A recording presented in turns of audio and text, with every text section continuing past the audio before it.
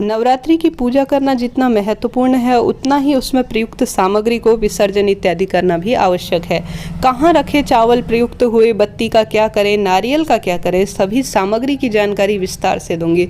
देखिए, पूजा तो हर कोई करता है, परंतु उसमें आवश्यक सामग्री का सही जगह पर, सही स्थान पर अगर ना रखा जाए तो उसका फल जो है निष्फल हो जाता है। शास्त्र कहता है पूजा जितनी महत्वपूर्ण है विसर्जन भी उतना ही महत्वपूर्ण है। अगर चीज़ें गलत हाथों में चली जाती हैं तो पूजा पाठ का पूरा फल खत्म हो जाता है। ऐसे में ध्यान रखने योग्य हर एक जानकारी आपके लिए बहुत महत्वपूर्ण है, तो पूरा वीडियो ध्यान से सुनिएगा।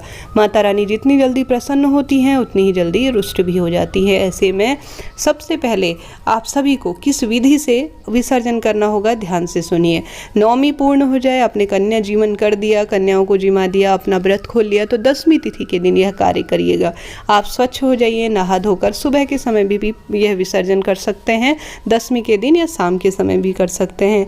माता रानी से इस तरह से प्रार्थना करनी होगी, हे माँ अब मेरी पूजा संपन्न हुई, मैंने आप सभी को घर पर बुलाया और जो आप मेरे घर पर आई मेरी मनोकामना पूर्ण करने में आप सहायक हैं। हे माँ आप कैलाश को अपने घर की ओर प्रस्थान करें, अपने लोक की ओर प्रस्थान करें, और जब भी मैं पुकारूं हे माँ आप मेरी माँ के स्वरूप के रूप में हैं, मेरे घर पर जरूर आ जाएं। ऐसे में हाथ जोड़कर प्रार्थना करें, छोटी सी आरती कर लीजिए, कुछ भोग लगा दीजिए। अब इसमें जो चावल प्रयुक्त हुए हैं वह सबसे महत्वपूर्ण हैं। उनका सही जगह पर अगर इस्तेमाल किया जाए तो धन धान्य सुख समृद्धि से घर भर जाता है।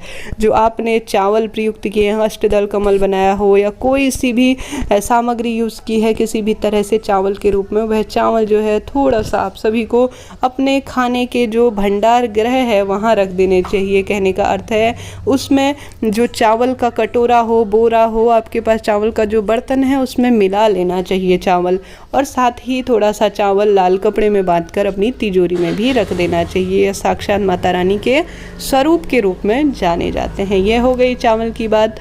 अब बारी आती है नारियल की। नारियल का क्या करना चाहिए? नारियल को कई लोग गलती से फोड़ देते हैं, प्रसाद के रूप में बांट देते हैं।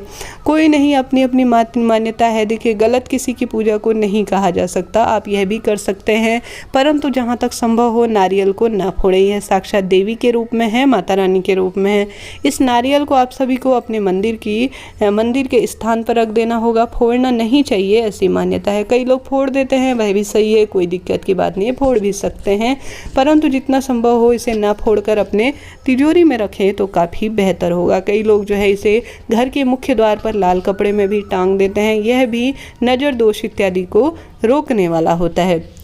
यह नारियल जो है इस तरह से आप करें, चाहे तो इसे विसर्जित भी कर सकते हैं नदी या किसी साफ स्वच्छ स्थान पर, चाहे तो इसे भू विसर्जन कर सकते हैं अर्थात किसी पेड़ इत्यादि में बांध भी सकते हैं।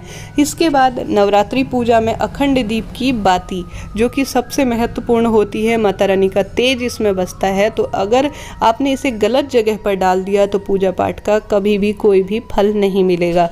कई लोग इसे नदी में प्रवाहित कर देते हैं, जबकि यह नदी में प्रवाहित होने के बाद बहुत अधिक जो है जीव जंतुओं को नुकसान करती है, जिससे पूजा पाठ का कहीं ना कहीं फल निष्फल होता है।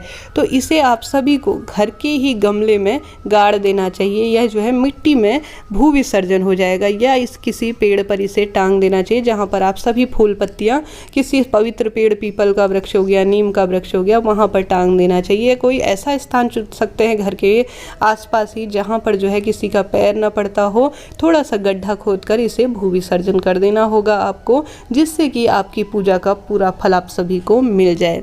इसके साथ ही फूल पत्तियां, कलश का जल, फूल पत्तियां इत्यादि पीपल वृक्ष के नीचे या घर के गमले इत्यादि में ही गाड़ दीजिए, जिससे कि यह खाद का रूप ले ले और माता रानी की शक्तियां घर पर ही हो जाए।